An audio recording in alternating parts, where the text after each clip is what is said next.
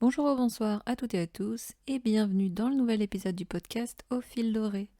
Donc on continue notre exploration des 12 signes et juste après le bélier, donc on atterrit en taureau qui est entre autres le second signe du printemps, mais c'est un signe qui est un signe féminin, un signe de terre, un signe fixe et un signe régi par la planète Vénus, donc c'est le maître du signe, Vénus, et un signe auquel on associe la maison 2.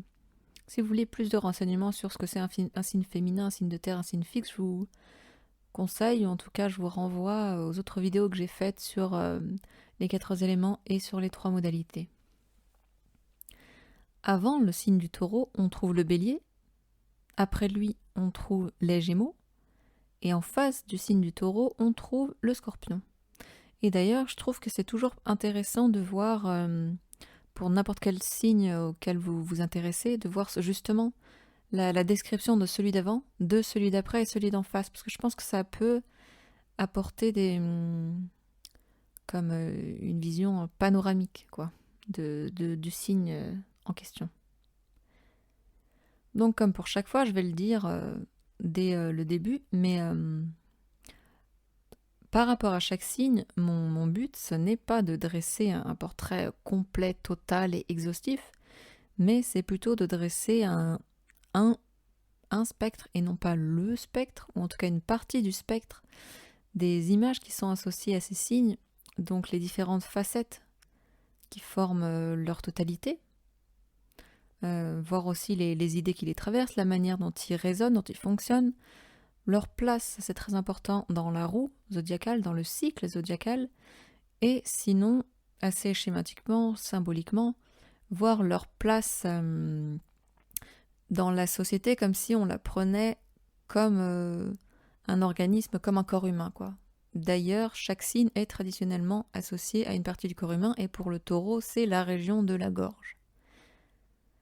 Mais bref, c'est en quelque sorte une carte qui est dressée des différents potentiels qu'on retrouve dans chaque signe, si vous voulez, là où vous trouvez les zones de probabilité que ce soit leur mode d'expression, leur mode de pensée, leur mode d'agir ou de faire. Donc, autant que faire se peut, je vais essayer de vous parler de leurs objectifs, de leurs plus belles aspirations, si on veut, autant que des travers dans lesquels ils peuvent tomber, tout en essayant de ne pas être trop caricatural dans le portrait. Donc le taureau. Le taureau, dans la roue du zodiaque, il fait suite au bélier, donc que je viens de traiter dans la vidéo précédente. Et rappelez-vous de cette idée que le bélier, il porte, il incarne, il représente en soi cette idée d'élan de vie, d'impulsion dès du début, dans et à travers le feu, c'est-à-dire dans l'action même. Si vous voulez, pour résumer très très très brièvement, le bélier c'est le désir pour le désir. Et en arrivant en taureau, le cycle du zodiaque amorce cette étape où il est temps de concrétiser ce désir, ou en tout cas de vivre dans la matière.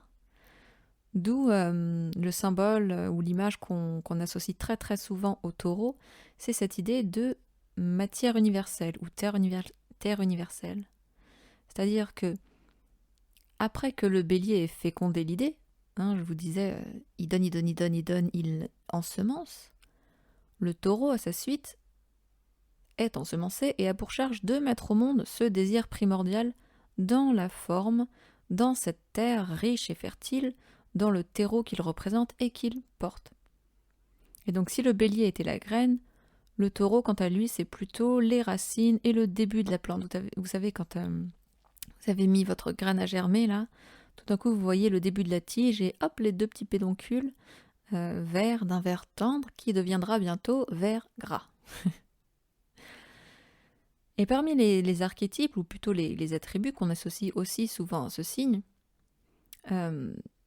donc toujours dans cette idée qu'on fait pousser à partir de la terre, eh bien on comprend que c'est assez logique qu'on attribue au taureau tout ce qui est les possessions, les biens matériels, les finances et en tout cas les valeurs.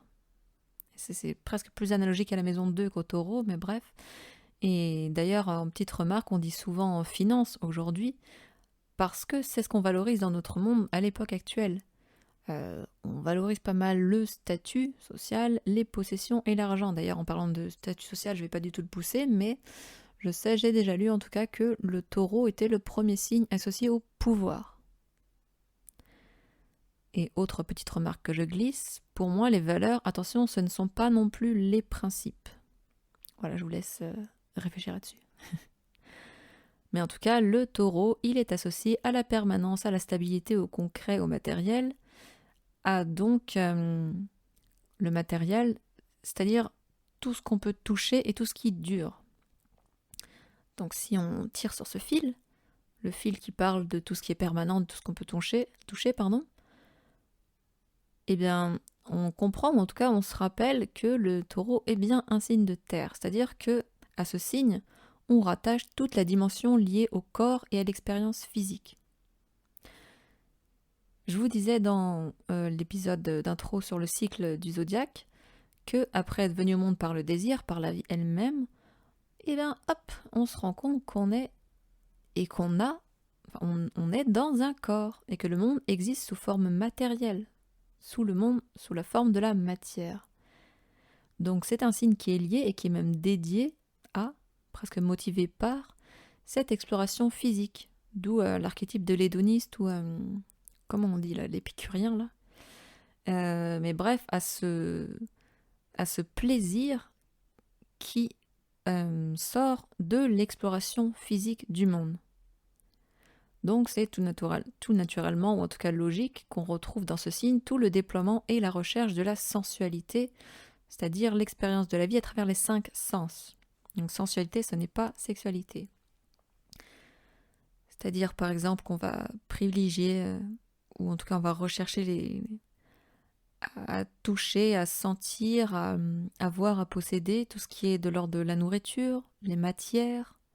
Pour moi c'est très, très velours, par exemple. Mais bref, les couleurs, les sons, les lignes. Le taureau, il est réputé pour ses manières de vivre, pour, comment on dit ça, pas la douceur de vivre, mais le bon vivre, quoi. Il est connu pour sa capacité à profiter, en tout cas en archétype, peut-être en caricature peut-être, à profiter des plaisirs de la vie. Et non pas dans la douceur, mais dans la jouissance. Et là, on peut faire le lien, le pont entre sensualité et sexualité.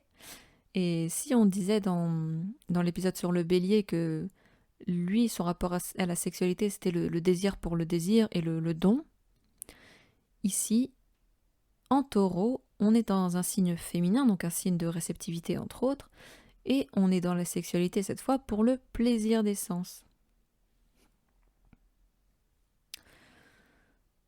Le taureau est un signe qui est gouverné ou régi ou maîtrisé par la planète Vénus. Vénus, très grossièrement, c'est un peu la déesse qu'on dit, déesse de la beauté, déesse de l'amour, déesse des relations. Et déesse de la richesse dans cette beauté, dans ces avoirs, dans ces expériences que l'on possède et que l'on répand. Donc on va retrouver chez le taureau, dans ce signe, parce que oui, encore une fois je le répète, je l'ai dit en bélier, mais je ne parle pas des natifs solaires taureau ici, ou tout à l'heure bélier, mais du signe en lui-même et en ce qu'il représente. Et comme je vous disais dans l'épisode 67, on a tout ça en partie en nous, dans notre chart, dans notre thème astral. Mais peu importe si c'est plus ou moins fort ou prédominant chez vous, je ne parle pas que de ceux qui sont nés, qui sont dits taureaux. Voilà, bref. Mais donc bref, on associe au taureau, donc ce que je disais, tout ce qui est la beauté, le charme, presque le luxe, dans toutes les possessions, dans les avoirs, voire la luxure pour la sexualité dont on parlait tout à l'heure. Le taureau, il veut profiter, il veut faire plaisir, il veut donner et recevoir. Un taureau, si vous voulez, dans l'essence, dans l'image, dans l'archétype, il est à la recherche de la satisfaction, de l'épanouissement des et dans les formes. Donc épanouissement des formes, épanouissement dans les formes. Et dans sa vie, il va rechercher le beau, le plaisir, et donc, le bien-être. Et le bien-être, ça va être sa boussole. C'est-à-dire que quand il va devoir faire un choix, est-ce que ça me fait du bien?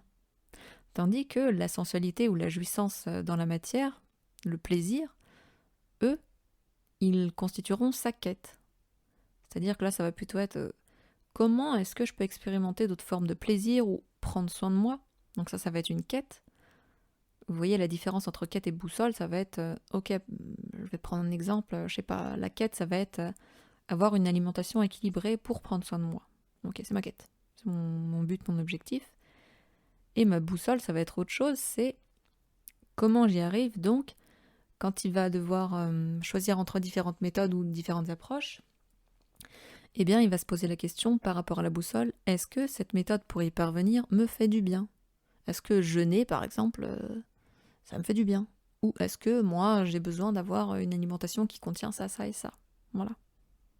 C'est pour la petite différence, la petite subtilité. Mais donc, bon, on a bien compris que le taureau était un signe de terre, mais c'est également un signe à modalité fixe. Et cette fixité, on la retrouve notamment dans cette qualité qui est aussi propre et beaucoup associée au taureau, qui est l'entêtement. C'est-à-dire que en fait,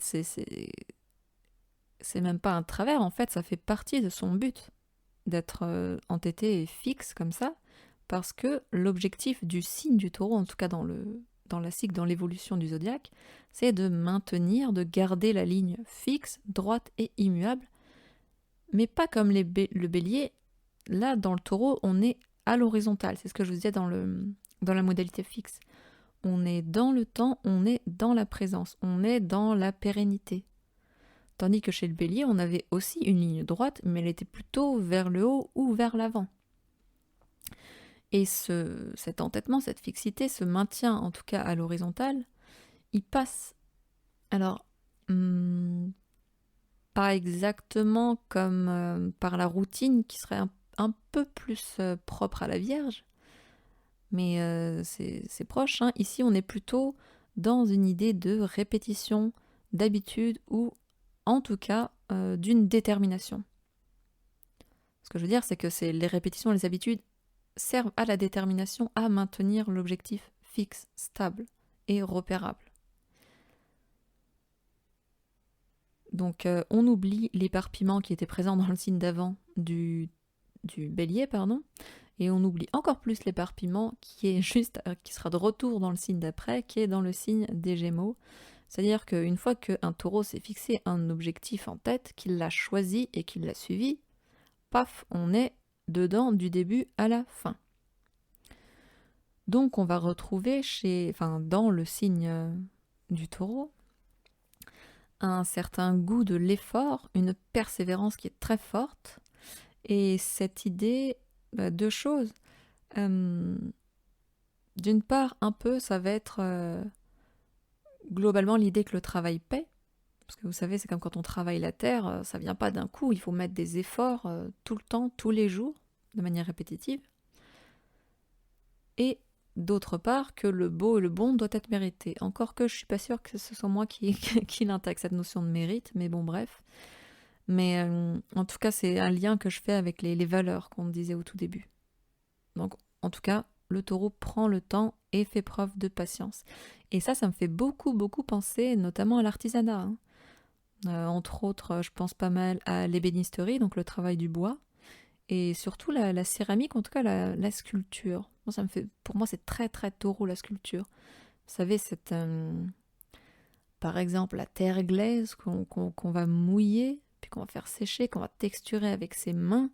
Donc, tout ce qu'on modèle, qu'on touche comme ça.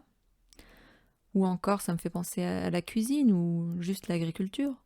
Et en tout cas, les arts, de manière générale, sont associés au taureau, notamment par le biais de Vénus, comme on l'a vu juste avant. Mais au final, oui, une fois qu'on sait ça, on peut se demander mais pourquoi, d'où ça vient?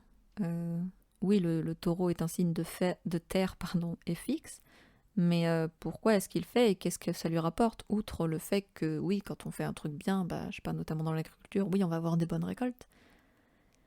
Eh bien, c'est l'idée derrière ça que productivité, effort et efficience sont associés à l'idée très forte chez le taureau, ou même au signe de terre, mais de la sécurité et de la permanence. Vraiment, la sécurité, c'est un principe qui est lié au taureau, sécurité physique, tandis que par exemple dans le cancer, deux signes qui se ressemblent pas mal, hein, je trouve. Et d'ailleurs, j'ai vu beaucoup de couples taureau-cancer qui, je trouve, vous savez, une fois qu'ils se trouvent, on dirait, mais c'est fini, c'est pour la vie, quoi. Mais bref. Mais pour en revenir au taureau, donc, un taureau, il est dans le concret, hein, lui, il vit dans le matériel, dans la réalisation. Mais tout ça, c'est dans le but de produire un résultat. C'est-à-dire que par principe, le taureau va concentrer l'effort dans la terre, donc l'idée dans la matière, l'idée qui avait germé avant en bélier, par la répétition. En taureau, c'est un signe qui va organiser, répartir, faire fructifier jusqu'au plein épanouissement. C'est pour ça qu'il y a nécessité d'un but, d'une fonctionnalité et d'un sens. Donc par exemple, vous ne pouvez pas, a priori, exiger, demander à un taureau de faire comme un bélier, c'est-à-dire lance-toi dans un projet à l'aveugle, juste comme ça là, sans savoir comment il va le réaliser, pourquoi, vers quel but, pendant combien de temps, avec quels moyens.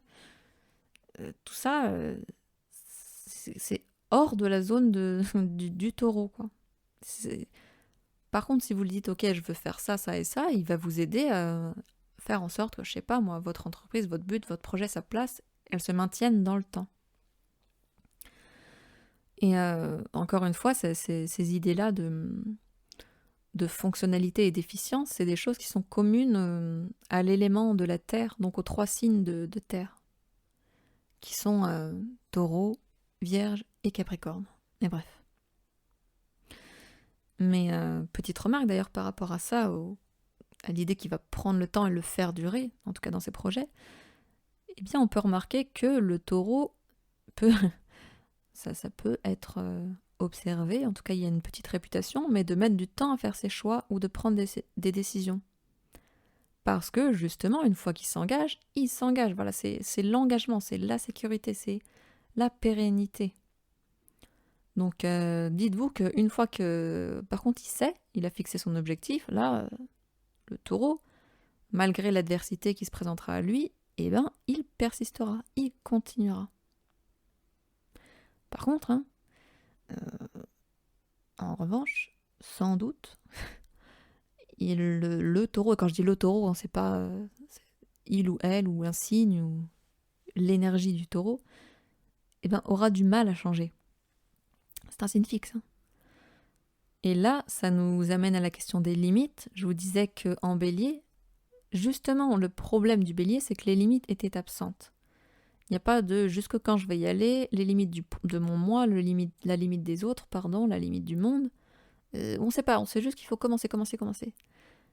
Là, en taureau, c'est pas l'inverse, mais en tout cas c'est l'étape suivante, eh bien, le taureau apprend, établit et défend âprement justement ses limites. D'où l'idée, par exemple, de tradition et de valeurs qu'on associe aussi beaucoup au taureau, comme on verra juste un peu plus loin. Donc dans l'élément de la terre, l'élémentaire, il y a, comme je vous disais, une certaine horizontalité, de la stabilité, de la pérennité, et aussi une certaine, alors non pas indolence ou nonchalance, mais une sorte de quiétude, de solidité, de ténacité. Vous savez ce que je vous disais dans les signes fixes, on peut compter sur vous. Je ne vais pas changer et je ne vais pas changer ce que j'aime. Voilà, d'où l'espèce de loyauté aussi que je disais dans le caractère fixe. Mais bref, pas mal d'astrologues parlent, en tout cas par rapport au signe du taureau, d'inertie. Mais vous savez, c'est pas de l'inertie genre la mort ou la paresse. Hein. C'est plutôt en termes de thermodynamique, en termes de physique. Hein. C'est l'inertie du mouvement. Vous savez, c'est quand la vitesse ou le mouvement, il est stable, plus ou moins égale là dans le temps, au lieu d'accélérer ou de décélérer. Donc ça, c'est l'inertie. Et par rapport à cette inertie, en fait, à quoi elle sert? Parce qu'elle a bien un but, hein, c'est pas juste de l'inertie pour faire joli parce que juste avant on était chez le bélier. Mais dans le bélier qui est juste avant, il y avait un mouvement ascensionnel, ou en tout cas en ligne droite, soit vers l'avant, soit vers le haut. Or, je vous ai dit dans l'épisode sur le cycle du zodiaque que chaque signe était le contre-pied de celui qui était avant.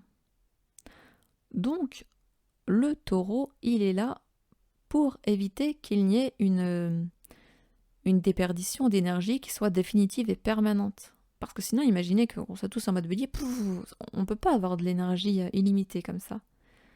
Donc le taureau, lui, il est là, son but, l'objectif du signe en tout cas, hein, pas des personnes, mais le signe, il existe pour imposer les limites et des restrictions et un cadre à cette énergie qui est primordiale, qui est vitale. On est dans le féminin ici. Et encore une fois, ça n'a rien à voir avec homme-femme, hein, c'est de l'énergie, c'est comme yin-yang. Mais le but du féminin par rapport au masculin ou masculin par rapport au féminin, c'est pas de s'annihiler ou de faire la compétition, non. Donc le but du taureau, ce n'est absolument pas de contraindre ou d'étouffer cet élan vital, mais au contraire de l'aider en lui donnant une structure de la matière, c'est comme du bois à chauffer, de la terre, afin de mettre le projet en forme. Il lui donne de la matière. Et c'est pour ça que, sans parler du taureau par rapport au bélier, mais c'est pour ça qu'en tout cas le taureau a besoin d'un but derrière toutes ses actions, tous ses projets et toutes ses entreprises. Et il est fait pour ça, quoi, pour le cadrer. Et parce que le but d'un taureau, par là, au-delà de maintenir les limites, etc., d'éviter une déperdition, c'est, et au-delà de la jouissance dont on parlait au tout début, c'est d'établir une sécurité. Et là, c'est très, très, très taureau, très taurin. C'est à ça que servent l'entêtement, la fixité, le temps, les accumulations de matière, d'expérience, la fonctionnalité, l'efficience. Tout ça, c'est fait parce que ce sont des gages de certitude dans le temps. Le taureau est là pour établir la sécurité. Donc c'est normal que l'énergie du taureau en soi, ou quelqu'un qui en ait beaucoup, va avoir du mal à prendre des vrais risques, hein, sans... même s'il peut être très hédoniste, hein, ou très très carpe diem, là. Mais le but d'une personne très taureau, c'est, je vous dis, d'établir une sécurité. Et si on fait un peu une addition, là, comme ça, on fait un petit cocktail de ce qu'on a dit juste avant. Donc, on prend dans le même checker les limites, la fixité et les valeurs. On mélange et qu'est-ce qu'on obtient? Paf, les traditions. Et donc, c'est assez logique que ce soit quelque chose qu'on associe, qu'on lie au signe du bélier. Au fond, à quoi ça sert les traditions? Eh bien, en fait, si on y réfléchit, par le biais donc des histoires, par le biais des fêtes, des célébrations, que normalement les gens très taureaux devraient beaucoup aimer, eh bien, au fond, à travers ces actes, la communauté se rappelle, se commémore une histoire commune, l'ensemble des valeurs qui soutiennent cette communauté, et c'est, en fait, on célèbre l'histoire et les valeurs qui font qu'on est nous de manière durable. En notant que cet attachement aux traditions, aux racines ou à la terre dépendent justement de la terre de laquelle on parle, dans lequel le taureau va s'ancrer. Et là, c'est une question d'échelle. Ce que je veux dire par là, très concrètement, c'est en gros, est-ce que le taureau est fidèle et va ancrer une sécurité, une loyauté, et va pourvoir aux besoins d'une communauté Est-ce qu'on parle d'un couple? Est-ce qu'on parle d'une famille? Est-ce qu'on parle d'une entreprise? Est-ce qu'on parle d'un pays? Est-ce qu'on parle de nos origines? Ou est-ce qu'on parle carrément de la planète, quoi? Parce que tout ça, il va aller le protéger, il va aller le rassurer. Et de toute manière, il va se rassurer lui-même. C'est comme quand on se rend service, on rend service aux autres, vous savez. Mais bref, un des travers dans lesquels on peut tomber là-dedans, et on voit bien que ça commence à se dessiner, qui est pas uniquement propre à l'énergie du taureau d'ailleurs, mais je trouve qu'on la retrouve beaucoup, beaucoup dans le cancer. Je vous dis, pour moi, ces deux signes sont assez similaires. Je vous invite d'ailleurs à écouter également l'épisode sur le cancer. Mais on peut retrouver, avec ces idées de sécurité, donc de peur, hein, de possession, tout ça, on peut tomber dans, ça paraît assez logique, dans le racisme, dans la possessivité et dans l'opiniâtreté. Parce que on veut absolument protéger, mais à un degré qui est devenu presque trop intense, vous voyez. Enfin, c'est pas à moi d'en juger, mais bref, le taureau, c'est un gardien de la terre. Son but, c'est, et quand je dis la terre, c'est l'élément de la terre, dans lequel il fait croître, dans lequel il fait pousser, dans lequel il obtient ses récoltes. Il est un gardien de cette terre, il est prêt à tout pour la protéger de l'extérieur ou du danger. Mais ce danger, au fond, la pire forme qu'il peut prendre pour lui, ce serait le changement. C'est un signe fixe, hein, et un signe de terre, double fixité, quoi. Mais d'où cette idée que on peut tomber quand il y a beaucoup d'énergie en taureau ou en cancer, dans le chauvinisme, dans la protection, dans la possessivité et dans la jalousie. Et d'ailleurs, c'est un signe qui peut exprimer beaucoup de colère, ou en tout cas des grosses colères, si vous menacez l'intégrité de sa sécurité, qui est d'ordre matériel, physique, de sa maison, si vous menacez ceux et ceux qui l'aiment, CE et CEUX, et parce que, encore une fois, c'est un gardien, c'est lui qui assure la sécurité. Mais c'est pas un guerrier non plus, quoi.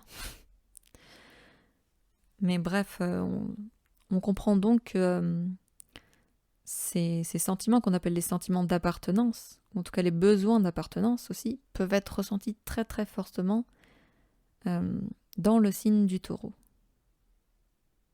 Mais par contre, si on retourne exactement cette même chose, entre guillemets dans son bon côté, eh ben on peut voir que ce que ça lui permet en fait, c'est le but de ça, de la possessivité, de la protection, etc.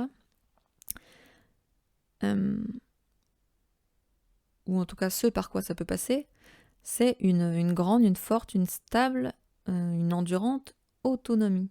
C'est-à-dire qu'un taureau, il peut se gérer lui-même, il peut assumer ses propres besoins, il va le faire d'ailleurs, et même plus que ses propres besoins, mais potentiellement ceux d'une communauté. Et si on change l'échelle et on la met au maximum, là, on peut dire que la Terre dans laquelle il s'ancre, c'est la Terre, la planète Terre elle-même. Et dans ce cas-là, on tombe dans le signe par excellence, donc le taureau, qui ira défendre l'écologie, l'agriculture et la planète, ou la garder. C'est le gardien, je vous dis. Parce que, au fond, après tout ce qu'on vient de dire, mais qui d'autre, quel autre signe que si ce n'est celui du taureau, pourra mieux savoir, pourra mieux ressentir ou même reconnaître la valeur de cette terre, de ces terres, leur richesse, leur incroyable beauté, toute la richesse de la vie dans sa qualité matérielle que le taureau. Qui d'autre que le taureau pourra faire ça mieux que lui? Donc voilà, on a fini un peu pour l'ensemble des choses que j'avais à dire en taureau. Et maintenant, si vous avez des planètes dans ce signe, ou des points, des cuspides, je sais pas, milieu du ciel, ascendant, etc. D'ailleurs, je trouve que je connais pas mal de gens qui ont milieu du ciel en taureau et donc qui ont des ascendants lion. Et je trouve que taureau et lion sont des énergies qui vont assez bien ensemble aussi. Bref, petite tips comme ça. Mais bref, si vous avez des planètes, des points, des placements en taureau, normalement, dans l'idée, c'est ce qui va vous donner de la détermination, de la patience, voire une certaine lenteur. Je vous disais au début là. Mais en tout cas, une espèce d'idée de répétition, de fixité, voire presque une obsession du bien et de la matière. En tout cas, c'est quasiment sûr que ça devrait vous attacher, dans le domaine qui est concerné, un profond attachement, vraiment une recherche, une quête très forte de la sécurité. Ah, et ce que j'ai complètement oublié de dire, mais comme petit mot-clé là, mais c'est que c'est vraiment un signe qui est censé, alors qui n'est pas censé vous apporter de l'abondance, mais qui vous aide à vous la constituer. Parce que c'est le but du taureau, donc si vous l'avez, eh bien, vous pouvez vous-même vous garantir votre abondance dans le secteur, donc, comme je disais, qui est concerné. C'est-à-dire qu'il va vous permettre de faire porter le fruit de vos efforts au travers de la mise en place de vos idées, de vos projets et de vos envies. L'énergie du taureau va un peu vous forcer, ou en tout cas vous amener à aller vivre dans la matière. C'est notamment une des positions où la lune est dite exaltée, c'est-à-dire que c'est quelqu'un qui va vraiment prendre soin de lui, de ses propres besoins, de sa sécurité. Donc c'est parfait pour une lune, quoi. Donc voilà, je pense que j'ai pas grand chose de plus à ajouter. Dernière petite remarque que je fais pour chaque signe, mais c'est pas parce que vous êtes un ascendant, un soleil ou n'importe quoi, un Jupiter en taureau, que vous l'avez forcément exprimé, et puis forcément de manière archétypale et dans toutes les directions que je vous ai exprimé là. Comme je vous ai dit, c'est un spectre. Et ce spectre, il peut être éteint aussi chez vous, comme je vous disais dans l'épisode Tous en scène, quoi. Donc, c'est pas parce qu'on est censé avoir, qu'on est censé porter, qu'on le fait. C'est comme un potentiel en dormance, en sommeil en vous. Donc voilà, c'était tout pour moi pour l'énergie du taureau. J'espère que c'était compréhensible. Et voilà, et je vous retrouve pour l'épisode d'après, enfin le signe d'après, qui est le signe des Gémeaux. Merci.